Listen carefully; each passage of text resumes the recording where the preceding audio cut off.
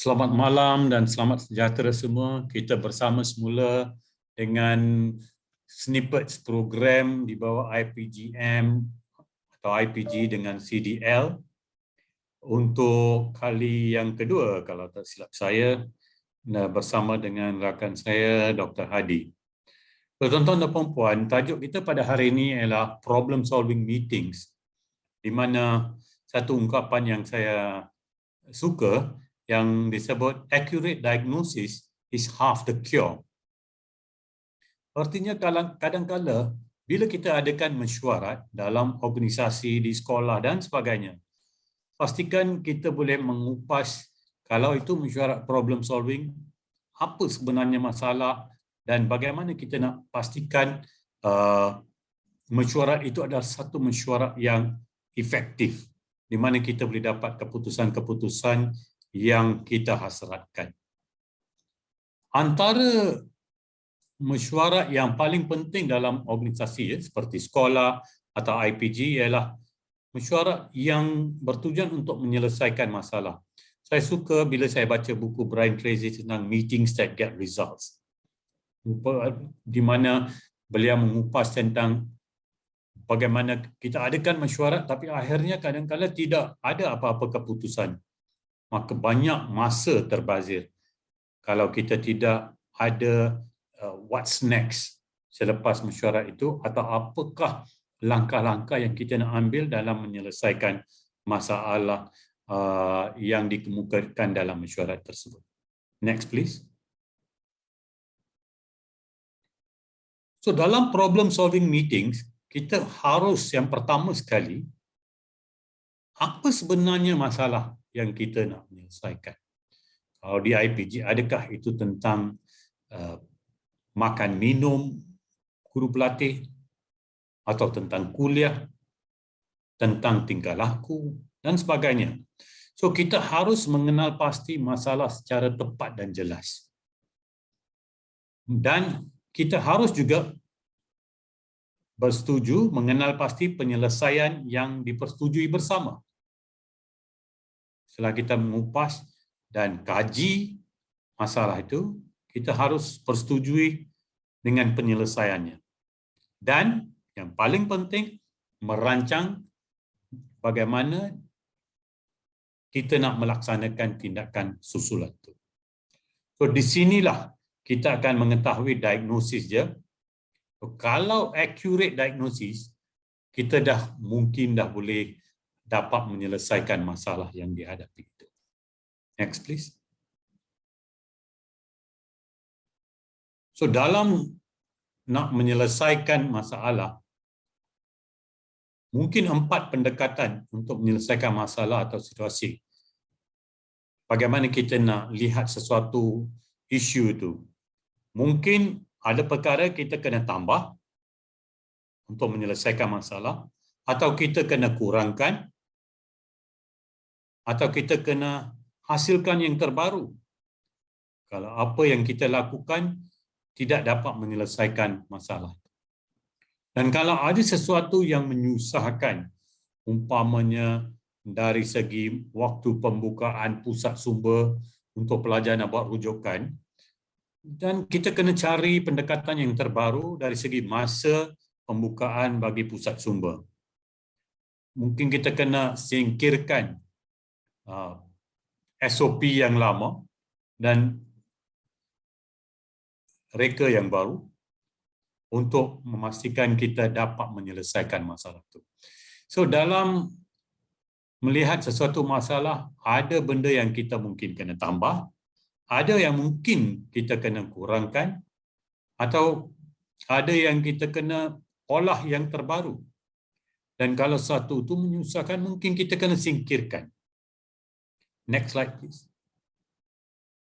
Tapi apa jua penyelesaian, kita harus lihat adakah masalah di mana penyelesaian itu adalah spesifik, kita boleh ukur kejayaannya dan boleh dicapai dan relevan kepada masalah yang kita nak selesaikan, dan of course dalam masa yang kita harus letak ruang masa yang tepat supaya tidak mengambil atau menjangkaui masa yang lama. So prinsip SMART ni kita amalkan dalam nak uji bagaimana penyelesaian itu dapat menyelesaikan masalah yang dihadapi. So segala ni akan berlaku dalam mesyuarat. So kalau kita gunakan pendekatan sebegini, maka kita tidak perlu bimbang dalam memastikan mesyuarat kita itu efektif dan membawa cadangan yang efisien. Next slide please. Jangan kita ada dalam satu keadaan everybody knows about the problem, mengharapkan somebody will do it, tapi somebody did not do it,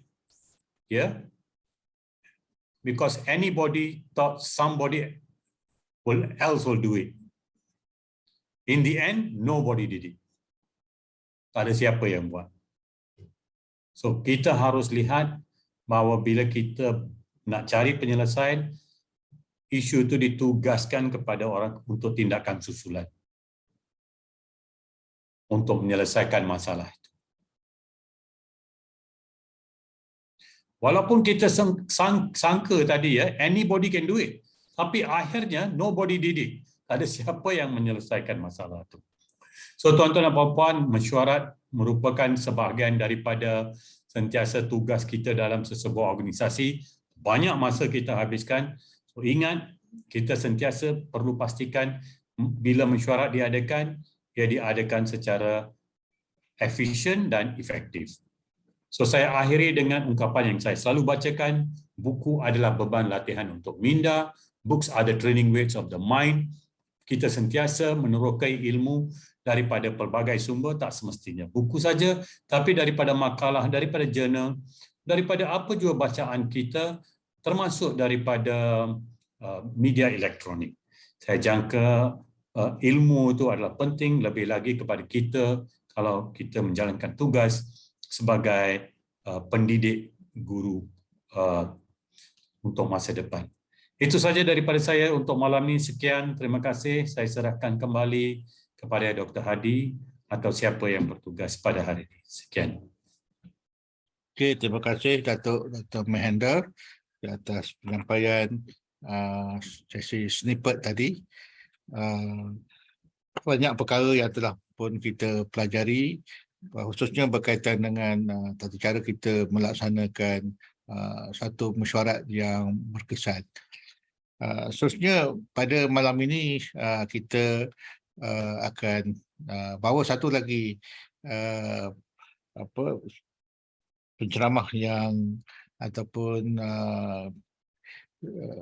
tokoh yang berpengalaman dalam bidang pendidikan. Jadi untuk itu saya mempersilakan Encik Aziz bin Samsudin dari IPG kampus Ipoh Perak untuk berkongsi pengalaman dan juga kepakaran beliau dalam bidang pedagogi, khususnya dalam sesi CDL hands-on kluster IPG. Baik, sebelum memulakan saya ingin perkenalkan dulu sedikit sebanyak latar belakang Encik Aziz bin Samsudin.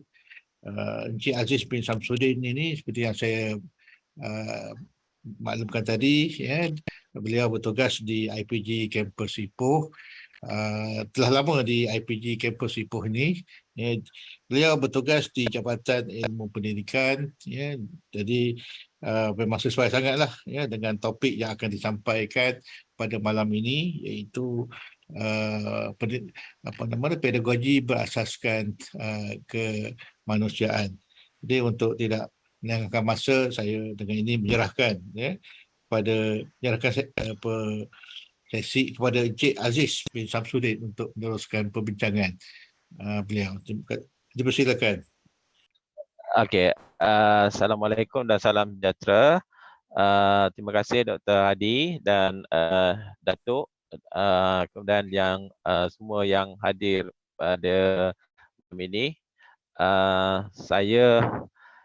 Sebenarnya saya ni pun dia lah kali pertama saya untuk memberikan webinar ini. Jadi saya rasa agak gugup sikit. Tapi tak apa, ini pengalaman pertama saya. Saya cuba untuk yang terbaik lah. Okey, untuk kali ini saya akan jelaskan, kita sebenarnya bukan ni kita berkongsi berkaitan dengan pedagogi ataupun berkaitan dengan satu lagi aspek berkaitan pedagogi, iaitu humanizing pedagogi ataupun pedagogi yang berasaskan manusia ini, kemanusiaan ini. Okey, jadi saya sharekan dulu slide ni dulu. Saja saya paparkan ni antara keratan akhbar. Mungkin ini adalah senario yang berlaku di dalam masyarakat kita, dan kemungkinan kita akan terfikir kenapa keadaan ini berlaku, terutamanya yang melibatkan remaja ataupun anggota sekolah ataupun murid-murid di sekolah. Ini antara sebenarnya banyak lagi kejadian-kejadian yang berkaitan dengan aspek kemanusiaan ini. Okey. Jadi kita tengok dulu apa yang dimaksudkan dengan humanizing pedagogi ataupun pedagogi yang berasaskan kemanusiaan. Saya rasa topik yang ini untuk humanizing pedagogi ini adalah baik ataupun bersesuaian dengan terutamanya yang nak pergi praktikal, kalau kata yang student di IPG lah, yang pergi ke praktikal, ataupun yang ambil subjek yang EDUP 3043, pengurusan bilik darjah dan tingkah laku. Ini adalah antara perkara-perkara yang perlu kita ambil kira sebelum kita pergi ke sekolah lah, sebagai input untuk kita menjadi seorang guru. Okey, jadi ini adalah antara hasrat pembelajaran, ataupun kriteria kejayaan kita. Jadi saya tak perlu sentuhkan lebih detail di aspek ini. Okey. Kemudian kita punya program, bukan program, penjelasan saya ni adalah berasaskan kepada 3 ataupun ni, iaitu tentang kefahaman, definasi. Ini biasanya kita akan tengoklah pedagogi berasaskan kemanusiaan ini di mana terdapat di dalam sistem pendidikan yang kita alami pada masa sekarang. Kemudian kita tengok pada realiti semasa. Ini kita tengok pelajar dan juga kurikulum, kemudian kaedah. Sebenarnya kaedah ini banyak cara yang kita boleh gunakan antaranya. Nanti kita akan kongsikan bersama lah. Okey, ini biasanya bila kita menyebut tentang aspek kemanusiaan, ianya tidak boleh lari daripada soft skill ataupun kemahiran insaniah. Kalau kata pelajar-pelajar daripada IPG, saya rasa kita tahulah apa dia yang dimaksudkan dengan kemahiran insaniah itu. Kita ada, saya rasa kita faham dengan itu. Kemudian adalah skill ataupun kemahiran yang kita boleh pindah daripada ni, supaya manusia pelajar ataupun individu yang kita nak wujudkan itu, dia mempunyai kemahiran yang tertentu yang untuk digunakan, terutamanya kemahiran yang berkaitan dengan pembangunan insan, diri mereka di dalam ataupun di ketika mereka berada selepas dalam sistem pendidikan itu. Jadi itu yang mereka gunakan untuk kesejahteraan, sama ada kesejahteraan diri, kesejahteraan masyarakat atau negara. Jadi skill, kemahiran ini penting, dan skill, kemahiran ini memang kita boleh dapati kalau kata di IPG kita dalam MK, RMK, kalau di sekolah kita dapat di dalam DSK KP itu memang kita dah jelaskan tentang skill, kemahiran-kemahiran yang perlu kita pindahkan daripada seorang guru kepada pelajar supaya mereka ni menjadi individu yang seperti mana yang dihasratkan di dalam falsafah pendidikan negara. Falsafah pendidikan kebangsaan. Okey. Jadi kita tengok pada ini definisi, saya tak perlu jelaskan sini, saya rasa kita pun ni okey, tentang definisi manusia ini. Ini kita tengok bila kita menyebut tentang humanizing pedagogi ataupun pedagogi berasaskan kemanusiaan ini, ianya jelas, memang kita jelas dalam falsafah pendidikan negara. Dalam falsafah pendidikan negara itu memang kita dah memang termaktub tentang perkara ini, iaitu antaranya ialah lahirkan rakyat Malaysia berilmu pengetahuan, berketerampilan, berakhlak mulia, bertanggungjawab, berusaha mencapai kesejahteraan diri dan ke arah untuk melahirkan keharmonian. Jadi ini yang kita kesan daripada apabila kita melaksanakan apa yang terdapat di dalam falsafah pendidikan negara itu melalui pedagogi memanusiakan. Sebab dia memang dia banyak aspek dalam falsafah pendidikan negara itu menekankan tentang aspek kemanusiaan itu. Itu penting. Okey? Dan supaya mereka ni keharmonian, ini kalau kita nak tengok keharmonian itu bukan pada harmoni pada diri mereka dan juga dia membawa kepada keharmonian dan kemakmuran kepada keluarga, masyarakat dan negara. Ini antara program-program yang dilaksanakan di sekolah. Kalau ni kita tengok di sekolah lah. Tapi kalau di IPG tu kita kata banyak juga lah. Tapi kita fokuskan pada di sekolah. Kalau kita nak tengok di sekolah, ini antaranya lah. Nanti kita boleh ni. Dan ini boleh didapati di dalam surat siaran Sekolahku Sejahtera itu. Nanti kita boleh rujukkan di sana. Okey. Kemudian kalau kita nak tengok dalam plan pembangunan pendidikan Malaysia, okey, pada 2013-2025, ini antara cabaran kita, anjakan yang ketiga ni. Anjakan yang ketiga ni iaitu melahirkan rakyat Malaysia dengan penghayatan nilai. So, jadi bagaimana kita nak menjadikan pelajar itu pedagogi yang kita nak gunakan itu untuk memanusiakan individu tersebut. Maknanya manusia, individu itu, pelajar itu menjadi manusia. Okey, melalui program yang telah dijalankan. Okey, jadi maknanya pedagogi yang kita nak gunakan ini adalah pedagogi supaya mereka boleh menjadi seorang manusia. Yang jelas di sini ataupun untuk mudah kita faham, kita melayan individu manusia itu sebagai manusia supaya menampakkan atau kesannya supaya dia ni jadi manusia. Manusia itu manusia yang baiklah, yang mempunyai nilai. Sebab itu dikata penghayatan nilai itu. Okey. Kemudian ini adalah antara sebab juga, mungkin juga kita boleh tengok, kita tengok modul dalam modul pembangunan sasiah diri murid ini, okey, kita ada terutamanya apabila Menteri Menteri Pendidikan telah mengumumkan bahawa kita telah memansuhkan UPSR, PMR, jadi kita tidak fokuskan pada exam lagi. So maknanya sekarang nilai bagaimana sasiah murid, karakter murid itu untuk kita bangunkan. So ini adalah kepentingan bagaimana pedagogi berasaskan manusia ini kita memberikan penekanan. Sebab ianya supaya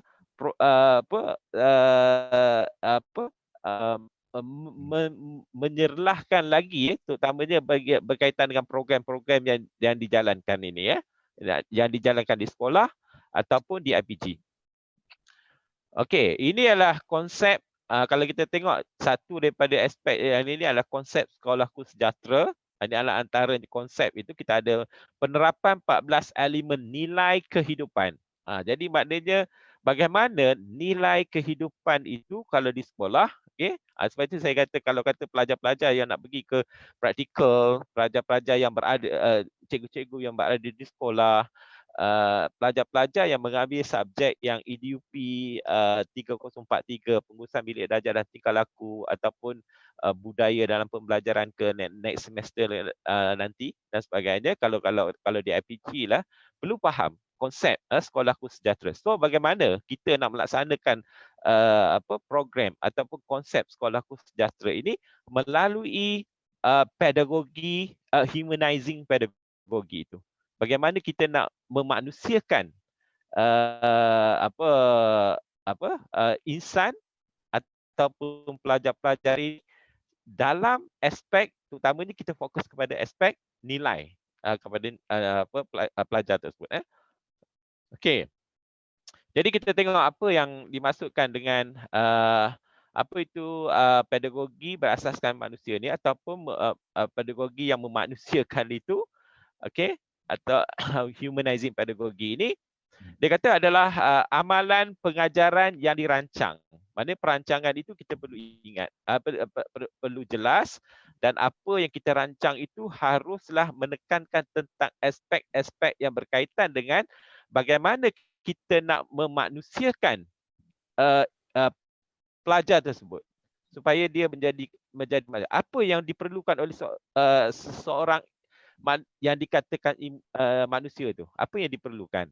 Mungkin dari segi kemahiran berfikir dia, kemahiran pengetahuan dia. Maknanya fokus kita yang lebih untuk menjadikan pelajar itu manusia adalah modal insan yang perlu ada di dalam diri pelajar tersebut.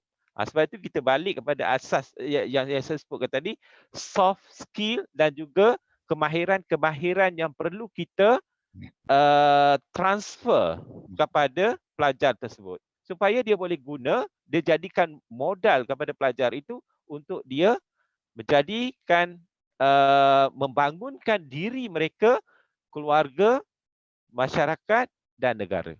Itu dah kita kaitkan dengan falsafah pendidikan negara itu.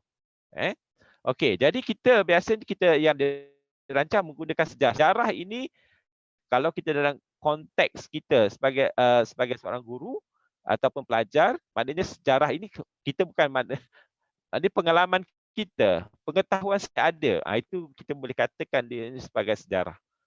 Pengetahuannya. Apa pengalaman-pengalaman dia yang memberikan makna pada diri mereka, jadi kita menggunakan di situ. Sebab itu humanizing pedagogi ini banyak kita menggunakan lebih kepada aspek-aspek yang berkaitan dengan pengetahuan sedia ada ataupun pengalaman mereka.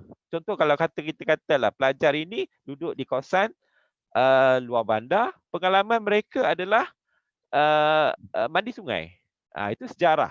Jadi maknanya kita kena kaitkan dengan menggunakan sejarah mereka itu. Kita tak boleh nak gunakan pengalaman yang perkara yang mereka tidak ada pengalaman. Sebab itu bila kita menggunakan pengalaman itu, jadi ia lebih memudahkan pelajar untuk memahami apa input yang kita nak bagi kepada pelajar. Okey, kemudian yang kedua berkaitan dengan pengetahuan, ini biasalah, dan realiti pelajar.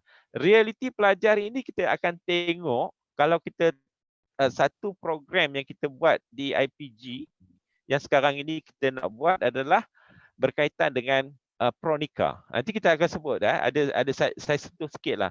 Realiti pelajar ini fokus kita kepada karakter. Nilai, okey, pegangan, budaya. Ini adalah antara realiti pelajar itu. So kita akan menggunakan apa yang ada pada pelajar. Sebab pelajar ni dari segi aspek pengetahuan memang berbeza. Dari segi aspek nilai, sikap, sasiah, sebab perbezaan individu itu, perbezaan antara pelajar itu memang kita berikan penekanan. Itu adalah realiti itu. Okey. Jadi itu yang jadi kita akan menggunakan aspek-aspek yang saya sebutkan ini tadi antara sejarah, pengetahuan dan realiti pelajar ini. Jadi sebagai sebahagian daripada amalan pendidikan. Maknanya kita gunakan elemen-elemen yang saya sebutkan sini, kita masukkan di dalam amalan pedagogi kita. Supaya menjadikan pelajar itu terlibat secara kritis. Sebab bila mereka ni kita kaitkan dengan sejarah, dia berpengalaman, dia berpengetahuan tentang perkara yang diajar, maka ataupun realitinya ataupun input yang kita bagi itu sesuai dengan pelajar, okey, maka dia secara automatik dia akan lebih pemikiran dia lebih luas. Okey. Kemudian peserta akan lebih aktif sebab dia belajar benda yang dia ada pengalaman. Macam kita lah, kalau kita ni kalau kata analogi dia, kita ada pengalaman membuat sesuatu lah, kita kata masakan lah, kata analogi saya lah, kita masak nasi goreng, nasi Arab lah kita kata kan, contoh kita masak nasi. Dan kita ada pengalaman. Kemudian dia mengajar bagaimana untuk membuat nasi Arab. Jadi pelajar itu lebih aktif sebab dia tahu apa benda yang dia nak buat dan dia lebih kreatif. Dia lebih kreatif. Dan dia akan masukkan nilai-nilai diri dia di dalam apa yang dia nak buat itu. Itu nilai yang dia buat. Okey, itu ni. Kemudian ini pun juga kalau kita nak tengok pedagogi yang memanusiakan ini perlu membangunkan pengajaran dan pembelajaran bagi membolehkan agensi. Setiap pelajar itu dia ada ejen dia. Kalau kita tengok dalam KPPB, dia itu belajar cara belajar. Ini kalau kita tengok model pembelajaran murid itu. Sebab itu elemen kadang-kadang cikgu di sekolah ataupun pelajar-pelajar kita di IPG, dia tak tahu apa, dia terutamanya pergi praktikal ini, apa ejen yang boleh menggerakkan pelajar itu untuk dia belajar. Apa ejen dia? Sebab kita nak menggerakkan sesuatu, mesti ada ejen. Kalau kita nak menyebarkan produk kita kita mesti ada ejen. Lagi banyak ejen itu, maka lagi banyaklah produk kita itu akan dikenal. Macam katalah saya nak buat webinar ni kan. Kalau saya banyak ejen yang menyebarkan maklumat itu, barangkali boleh dapat lebih banyak penyertaan tentang ini. Jadi pelajar pun macam tu.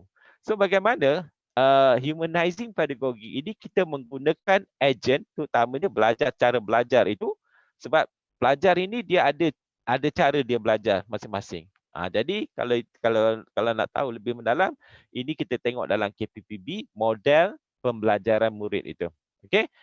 Bukan sahaja untuk mengetahui tetapi memiliki pengetahuan dan memperkasa. Sebab bukan setakat hanya nak tahu saja. 2 campur 2 4. Bukan sahaja 4 saja, tetapi memiliki pengetahuan itu. Bagaimana dianya boleh 2 campur 2 jadi 4. Okey, dia bukan hanya mengetahui saja bahawa 2 campur 2 4, tetapi dia memiliki pengetahuan itu dan memperkasakannya. Dan memperkasakannya maksudnya dia mengajar pada orang lain. Dia menjadi ejen. Dia dah dapatkan ilmu itu, kemudian dia mengajar pada orang lain. Itu contoh macam tu. Itu kita kata supaya itu humanizing pedagogi itu. Okey.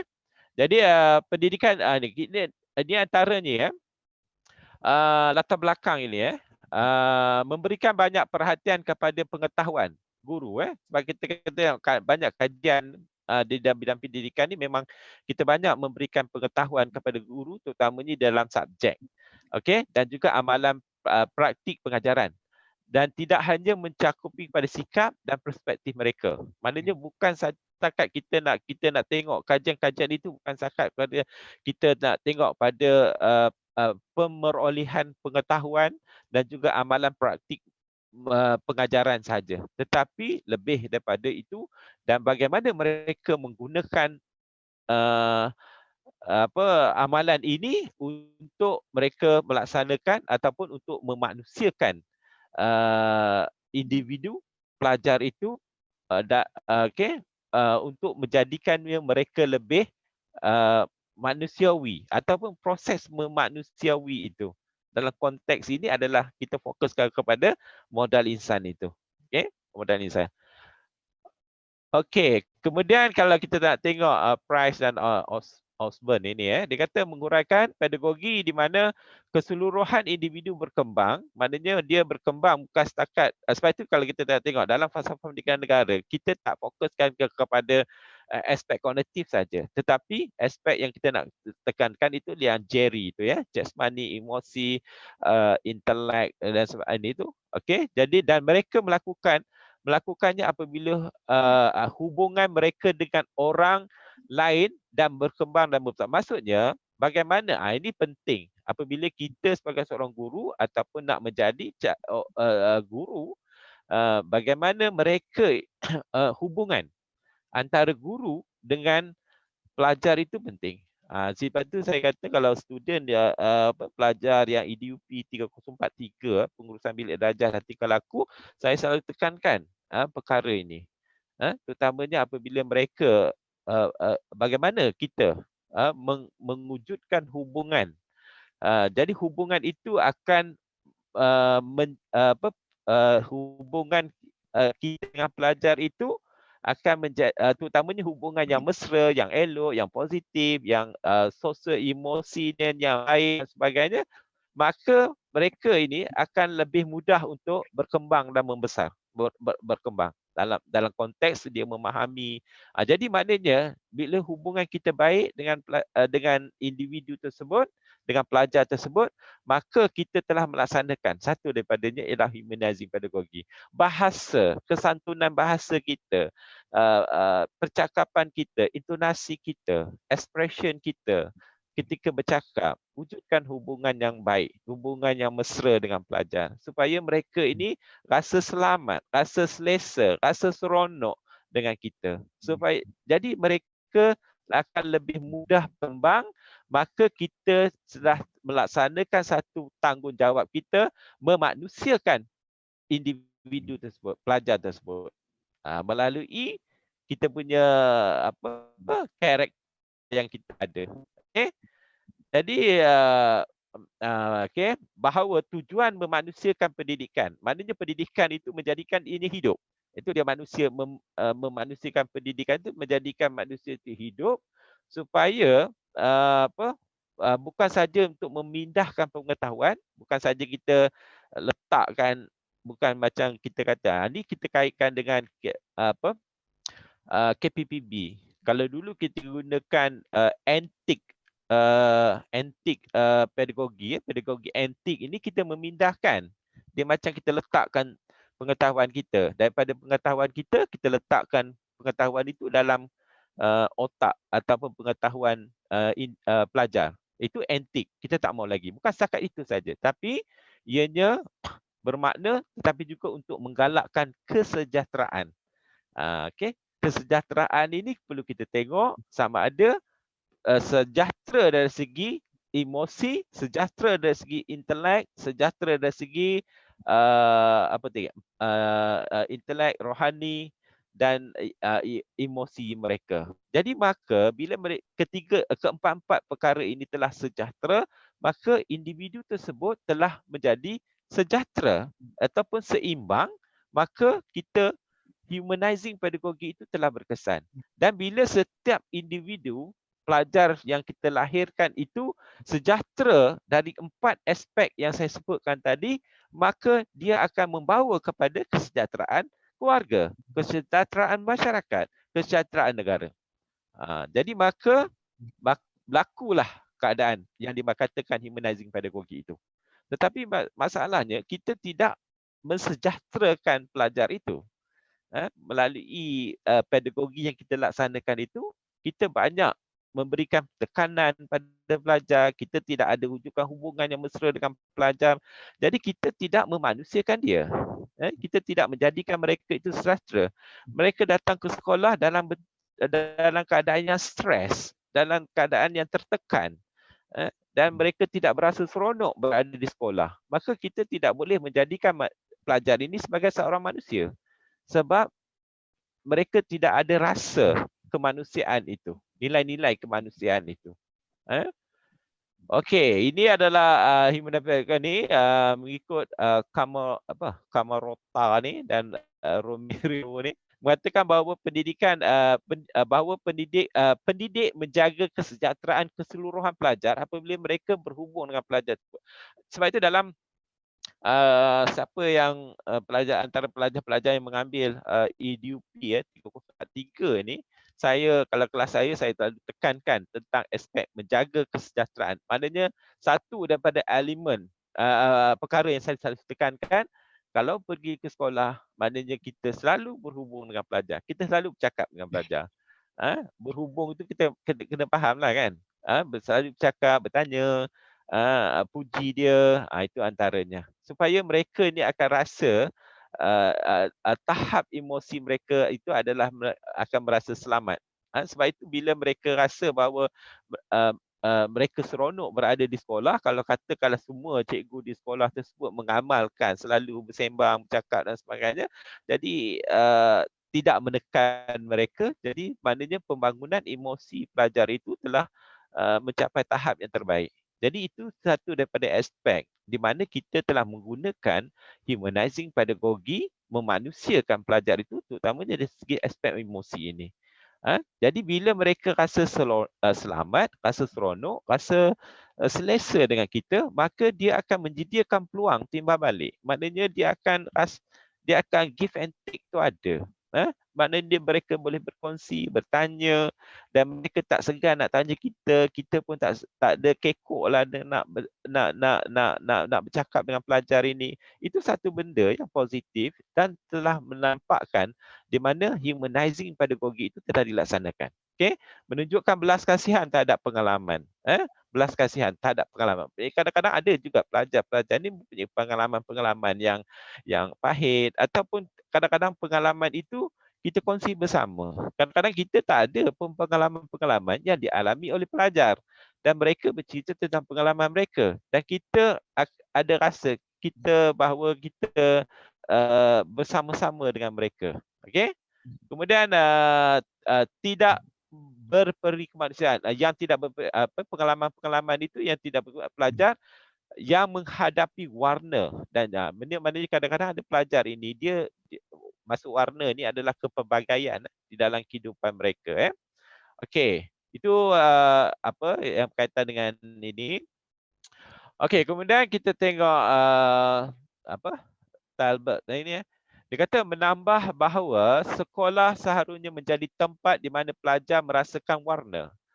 Jadi maknanya kalau kata amalan humanizing pedagogy ini supaya kita mahukan supaya sekolah itu menjadi satu tempat di mana pelajar merasakan kepelbagaian. Sebab itu kita menekankan tentang aspek kepelbagaian, kekitaan, kebersamaan, okey. Dia memahami. Sebab itu kalau kata dalam subjek EDUP 3043 itu kita satu daripada elemen yang kita tekankan di sini adalah kita membentuk komuniti di dalam bilik darjah itu. Komuniti sekolah itu dia kenal pelajar ini dan dia merasakan walaupun pelajar itu terdiri daripada pelbagai kaum dan sebagainya, tetapi cari titik persamaan antara kita bukan nakkan pelajar-pelajar kita biar mereka merasai kepelbagaian itu. Sebab mereka memang suka pada kepelbagaian. Kita tak mahu nanti kita kata, oh satu kaum ini tak bagus, saja tak bagus. Begitu juga dengan cara kita mengajar, cara kita mendekati pelajar itu adalah kepelbagaian. Supaya mereka dapat merasakan bahawa manusia ini terdiri daripada pelbagai-bagai kaum, pelbagai-bagai latar belakang, sosio emosi dan sebagainya, supaya mereka ini bila keluar nanti mereka faham bahawa di luar nanti kepelbagaian itu wujud. Sama juga yang berlaku di dalam bilik darjah. Okey. Itu ni. Okey, ini adalah kajian etnografi ni tak berkaitan dengan ni, saya tak mahu jelaskan ni lah nanti ni boleh ni baca. Okey, ini adalah realiti semasa isu pelajar ini Sebab itu sekarang ni kita fokuskan kepada akademik dan kurangkan kepada pemerolehan versus ataupun berlawan dengan kurangnya fokus kepada pemerolehan ilmu pengetahuan. Sebab kita nak tengok kelulusan akademik ini, tapi oleh kerana kita di awal tadi apabila kita dah memansuhkan UPSR, PMR dan sebagainya, maka fokus kita adalah kepada bagaimana kita nak fokus kepada pemerolehan, mendapatkan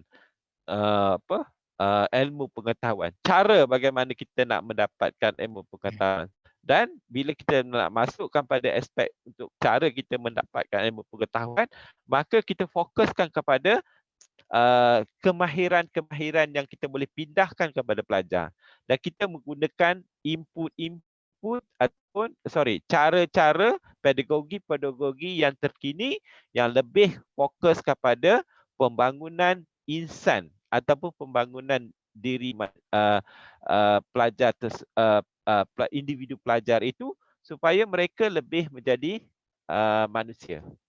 Okey. Maksudnya manusia yang baiklah, sebab manusia ni ada dua, satu baik, satu yang tak baik.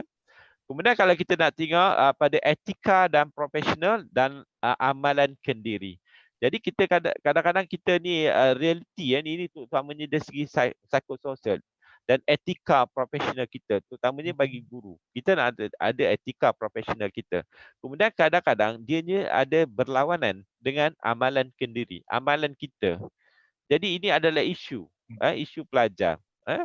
Contoh kalau kata pelajar di IPG, dia mempunyai etika profesional dia ataupun etika dia sebagai seorang pelajar profesional, tetapi dalam masa yang sama dia ada amalan-amalan kendiri, dan kadang-kadang amalan kendiri itu mengatasi masalah etika profesional. So maknanya di situ akan mengganggu proses berkaitan dengan psikososial ini. Kemudian kalau kita nak tengok latar belakang, kemudian dengan persekitaran yang baru, latar belakang dengan kadang-kadang ada background ataupun latar belakang pelajar ini dia tidak sesuai dengan persekitaran yang baru. Okey, dengan persekitaran yang baru, dengan cara yang baru. Terutamanya kalau di sekolah, kalau kita tengok latar belakang pelajar itu dengan cara kita mengajar itu dia dah jadi tak sesuai. Persekitaran itu telah menyebabkan mereka ini kadang-kadang menyebabkan mereka menghadapi masalah untuk belajar. Okey, kemudian kita ada antaranya adalah bergelut dengan perkara-perkara yang yang baru ataupun bergelut dengan untuk mendapatkan keputusan yang baik, okey, dengan tugasan-tugasan yang biasa yang biasa diamalkan. Okey. Kemudian satu lagi adalah lecture dan juga dengan berkaitan dengan syarahan ini, kemudian dengan budaya yang praktis cara kita mempraktiskan budaya yang biasa. Ini biasa kita lihat realiti pelajar, terutamanya kalau kita tengok di IPG lah. Okey, ini kalau kita nak tengok beberapa implementasi ni, tadi pun di awal tadi pun kita dah banyak, kalau di sekolah itu memang kita ni okey, antara kita boleh implementkan adalah berkaitan dengan perbualan. Ini sebab itu saya kata kalau dalam tadi pun saya sebutkan tadi, maknanya kita wujudkan hubungan yang mesra, kita sentiasa berbual, bertanya pelajar dan sebagainya, supaya mereka ini dia boleh share. Kalau macam saya dulu kalau di sekolah, saya selalu cerita dengan student saya, kalau ada student saya di sini, selalulah. Dulu saya seorang guru disiplin juga masa saya di sekolah dulu. Dan saya selalu pergi melakukan aktiviti-aktiviti di luar, main badminton dengan pelajar. Jadi mereka ni selalu berkomunikasi dengan saya, selalu sangat kata berbual dengan saya. Jadi ke mana di situ dia akan lebih mesra dengan saya. walaupun saya ni guru disiplin. Okey. Kemudian satu lagi adalah mungkin kita akan faktor-faktor yang berkaitan dengan pendedahan. Kita mendedahkan, ini biasalah, terutamanya sekolah rendah ini banyaklah perlu kita bagi pendedahan kepada pelajar, terutamanya pendedahan yang berkaitan dengan perkara-perkara yang terkini, yang berkaitan dengan humanizing, human, terutamanya kemahiran-kemahiran insaniah itu. Okey, kemudian kita nak tengok dari segi persekitaran budaya yang mesra. Ini maksud ni memang kita perlu laksanakan. Terutamanya kalau di sekolah, maknanya kita perlu wujudkan kemesraan. Tapi saya rasa kalau di sekolah memang kita banyak program ataupun aktiviti-aktiviti yang dijalankan di sekolah, memang kita akan mewujudkan persekitaran budaya yang mesra ini. Kemudian kita ada kesedaran global.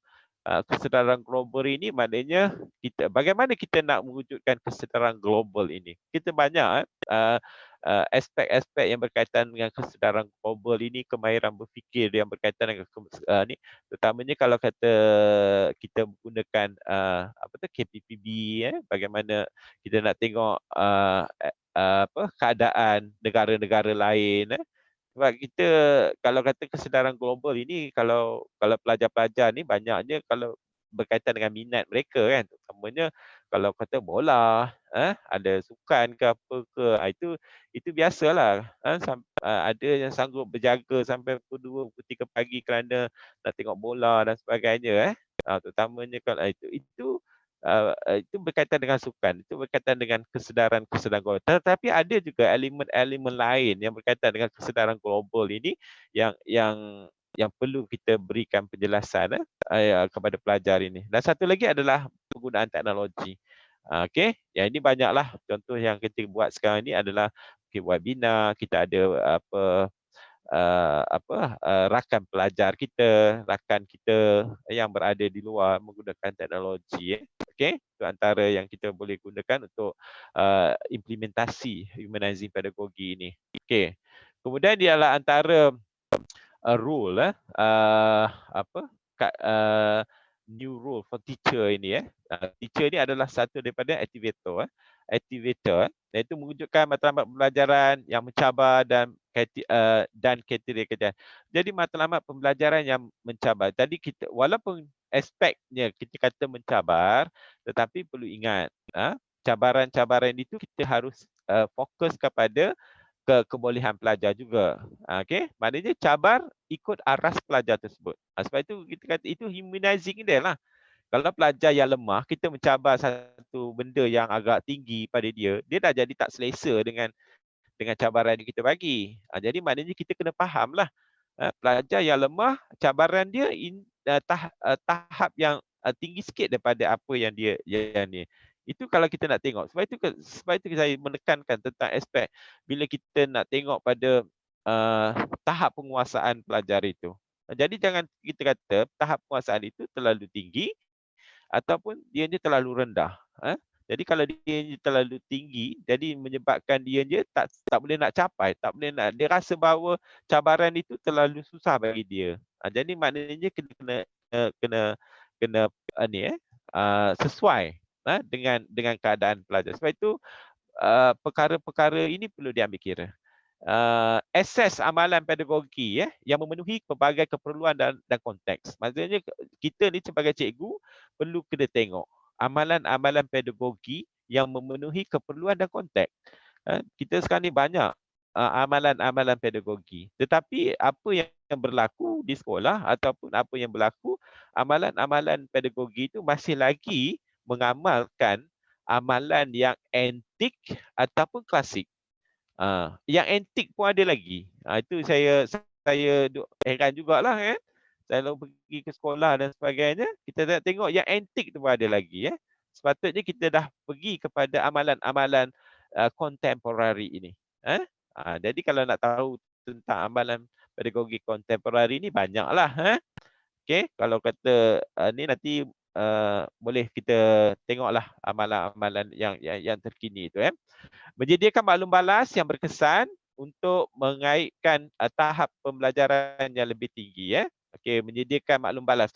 Maklum balas ini dia tengoklah bergantung pada pelajar. Ada pelajar memerlukan maklum balas dalam bentuk kognitif. Ada maklum balas pelajar ini kita memerlukan dianya dalam bentuk bahan. Jadi kita kena tengok apa maklum balas yang perlu kita bagikan kepada pelajar supaya pelajar ini dia faham tentang apa yang dia nak kita berikan kepada dia. Okey. Kemudian tetapi biasanya kalau kita nak tengok maklum balas ini kalau dalam konteks kita apabila kita uh, kementerian telah memansuhkan peperiksaan itu, maka kita akan memperkasakan tentang PBD. Jadi maknanya kalau maklum balas yang kita perlu berikan kepada pelajar itu mungkin dari aspek pentaksiran bilik darjah itu. Bukan lagi ni. Kita kena fahamlah keadaan-keadaan yang semasa dalam sistem ataupun dasar-dasar kerajaan pendidikan kita. Okey, kemudian kita membina budaya, okey. Okey. Wujudkan norma amanah dan mengambil risiko untuk memupuk inovasi dan kreativiti. Ini adalah nilai-nilai ataupun skill kemahiran-kemahiran yang boleh kita pindahkan kepada pelajar. Bila nak mewujudkan inovasi dan kreativiti, bagaimana kemahiran berfikir itu dilaksanakan, bagaimana KBKK itu dilaksanakan, dan kita kena faham konsep KBKK itu apa, kemahiran kebat tu apa. Kadang-kadang kita tak, kedua-dua ni memang kalau kita tengok kedua-dua ni memanglah kemahiran berfikir, tetapi dianya ada beza sikitlah antara kedua-dua ni. Satu adalah aras, aras itu mengikut taksonomi Bloom. Satu itu bahagian penggunaan otak dan sebagainya. Okey, melibatkan suara pelajar. Ini penting, libatkan suara pelajar. Mana suara pelajar ini dia apa yang diperlukan. Kadang-kadang kita tak tahu apa yang mereka perlukan, apa yang mereka inginkan, apa yang mereka keadaan-keadaan yang mereka alami dan sebagainya. Kadang-kadang kita tak ambil kira benda yang macam ni. Jadi bila kita mengajar tanpa mengambil kira suara pelajar ini, maka pembelajaran itu dia menjadi tak berkesan. Kadang-kadang kita belajar benda A, tapi sebenarnya dia bukan nak A, dia nak B, dia nak benda yang lebih. Okey. Jadi memupuk persekitaran pembelajaran kepada ketabahan, kawalan diri dan kekitaan. Sebab itu ini kita tengok ini nilai kawalan diri. Kalau kawalan diri ni kita nak tengok sama ada feel independent atau feel dependent ataupun internal motivation dia. Apa kawalan dalaman dia. Ini pun kalau kata pelajar-pelajar saya tahulah, saya dah ceritalah ada beberapa insiden, contoh-contoh itu. Jadi kalau tahu tanyalah pelajar saya. Jadi bagaimana kawalan kendiri itu boleh kawalan diri itu. Sebab itu kalau kita ni mengajar mengikut kebolehan pelajar, mengikut pengetahuan yang dia ada, aras pengetahuan yang dia ada yang sesuai, pentaksirannya, cara kita, aktiviti kita, bahan kita adalah sesuai dengan dia, maka dia secara automatik dia mengawal diri dia. Sama ada dia mengawal pembelajaran, proses pembelajaran dia. Tetapi kalau kita mengajar bahan itu tak sesuai dengan dia, maka dia tak boleh kawal diri dia. Sebab bahan itu dia tak sesuai. Contohlah kalau kata seorang pelajar dia takut pada katak kata. Tapi kita bagi dia katak, suruh bedah katak. So bahan itu dia tak sesuai dengan dia. Dia tak boleh kontrol diri dia. Dia tak boleh lakukan aktiviti tersebut. Jadi itu contohlah. Okey. Dan satu lagi adalah kolaborator berhubung dengan pelajar. Ini pun saya dah sebutkan tadi dalam contoh-contoh yang saya bagi tadi dalam definisi dalam humanizing pedagogy itu pun banyak benda. Kalau dalam EDUP 3043 kalau kita nak tengok model-model yang pengurusan tingkah laku dan bilik darjah itu memang kita tengok aspek perhubungan itu amat penting, terutamanya keluarga dan komuniti, terlibat dalam siasatan kolaboratif dengan rakan sekerja, banner kongsi dan perkataan. Ini antaranya nanti saya rasa common sense ini saja. Okey. Inilah bagaimana mengukur dan melaksanakan. Pelaksanaan itu mungkin kita ada bengkel, penilaian kendiri, pencara dalam PMP, penilaian kendiri. Ini kalau di sekolah kita ada penilaian kendiri, pentaksiran kendiri. Ini adalah PBD yang biasa kita gunakan. Okey. Kemudian pelaksanaan PMP, latar belakang pelajar yang menerima PMP, kemudian jangkaan tempat mengajar. Ini antara yang mengukur.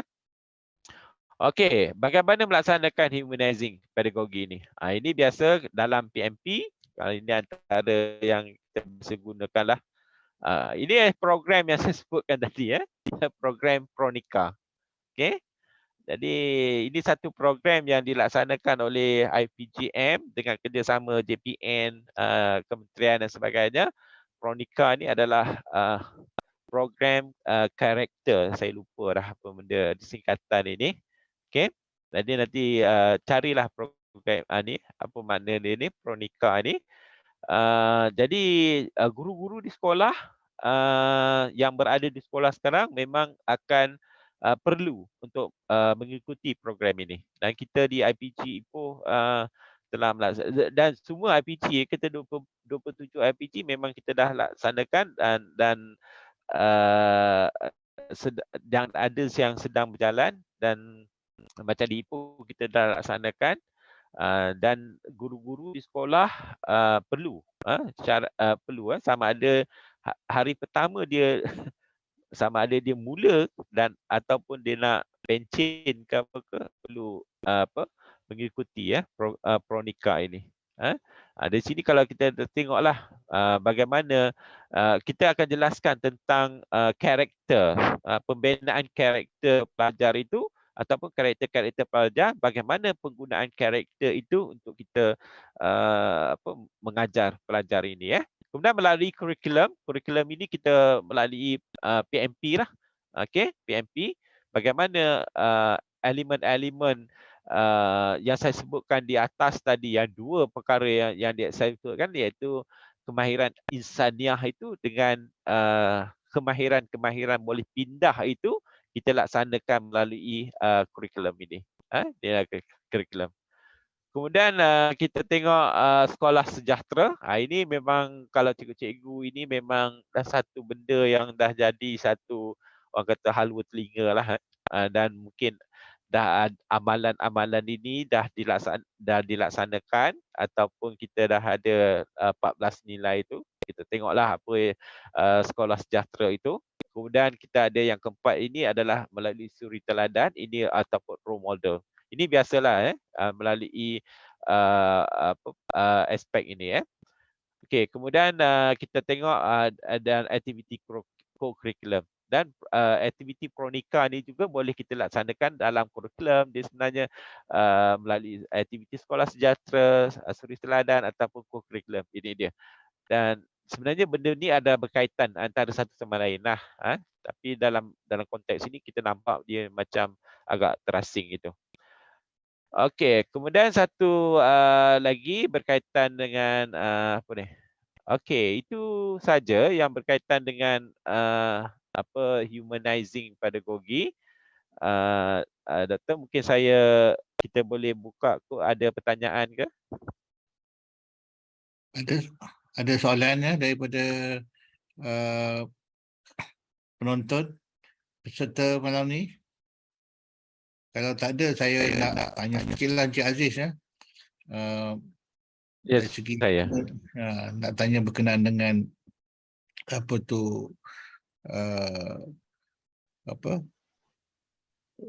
berkaitan dengan humanizing pedagogi ni ataupun pedagogi berasaskan kemanusiaan ni, iaitu dari segi kerelevanan humanizing pedagogi ni dalam ekosistem pendidikan di sekolah pada masa ini. Okey, balik kepada yang saya sebutkan di awal tadi macam ni saya. Okey, kalau kita nak tengok ni apa masalah yang kita hadapi, ya dia sebenarnya banyak perkara lah yang kalau kata daripada awal yang saya sebutkan tadi, terutama ni satu daripada perkara yang perlu kita lihat adalah mungkin slide yang ini yang ini. Di mana kalau kita tengok masih ramai ataupun berlaku keadaan di mana peningkatan salah laku pelajar-pelajar di sekolah ini belum lagi lah kalau tengok dengan merokoknya dengan apanya kesalahan-kesalahan yang macam tu kan. Tapi oleh kerana kalau kita tengok banyak kesalahan yang pelanggaran peraturan oleh remaja ataupun di dalam kalangan pelajar itu, jadi kita nakkan supaya amalan humanizing ataupun memanusiakan pelajar ini, terutamanya menjadikan ianya lebih positif lah, manusia yang lebih baik adalah satu keperluan, satu keperluan, terutamanya dari aspek nilai insaniah dia, kemahiran insaniah dia, supaya mereka ini boleh mencapai falsafah ataupun hasrat falsafah pendidikan negara itu. Itu satu. Satu lagi adalah guru kita di sekolah kebanyakan masih lagi menggunakan metod ataupun kaedah ataupun pedagogi yang nampaknya macam antik dan juga klasik. Okey. Traditional, masih lagi traditional. So kita nakkan dia lebih kepada satu pedagogi yang lebih kepada contemporary yang lebih sesuai kepada pelajar pada masa sekarang. Sebab kita sekarang ni dalam kalangan guru yang mungkinlah guru-guru yang dah masuk era nak pencen dan sebagainya ini, dia lebih kepada dia lahir kalau kita nak tengok macam saya jugalah dalam era orang panggil apa baby boomers jadi itu. Tapi mereka kebanyakannya mengajar adalah pelajar dalam era digital, era apa dia panggil istilah kita sekarang ni generasi mungkin X dan sebagainya, generasi gini kan. Dan mungkin pedagogi yang mereka gunakan itu dah agak ketinggalan dan tak sesuai lah dengan keadaan. Itu yang menyebabkan barangkali bila tak sesuai dari segi kaedah mengajar itu dengan situasi orang yang diajar, maka proses pembelajaran itu agak kurang untuk kita kurang berkesan. Sebab itu kalau kadang-kadang kita nak tengok di ni dalam aspek ini kita banyak menggunakan pedagogi contemporary. Antaranya ialah humanizing pedagogi, fenomena pedagogi, kita guna apa lagi cybergogi dan sebagainya tu kita banyak lagi lah itu penjelasan daripada saya, Dato'. Okey, ringkasnya kita dapati daripada penjelasan Cik Aziz tadi pentingnya keserasian match antara pedagogi dengan strategi pedagogi yang digunakan dengan keadaan pelajar pada masa ini. Dan baik, ada beberapa soalan lagi daripada penonton di sini, dan saya oleh sebab masa tu dah agak lewat tu, kita kita dah hampir tamat masa. Jadi saya cuma benarkan satu soalan lagi lah soalan datangnya dari Puan Jorina Ibrahim baik, saya bacakan soalannya Encik Aziz soalannya straightforward. Dia tanya bagaimana humanizing pedagogi ini dapat membantu dalam kemenjadian pelajar. Boleh dapat soalan tadi, Cik Aziz? Okey, saya dapat soalan tu, Doktor. Okey. Okey, jadi kalau kata kita nak tengok dari segi nanti saya cari slide dulu Doktor, sebab dia berkaitan dengan beberapa slide di sini ya. Antaranya okey, kalau kita nak tengok di sini boleh nampak tak ni? Nampak. Okey, nampak ya. Dia kata kalau kita tengok pedagogi yang memanusiakan ini perlu membangunkan pengajaran dan pembelajaran bagi membolehkan agensi terutamanya kalau kita nak tengok dalam model dalam KPPB itu kita nak tengok model pembelajaran murid itu iaitu agensi. Jadi sebab pelajar ini dia banyak bukan saja untuk mengetahui dia bukan saja untuk mengetahui. Ini kalau kita nak tengok dalam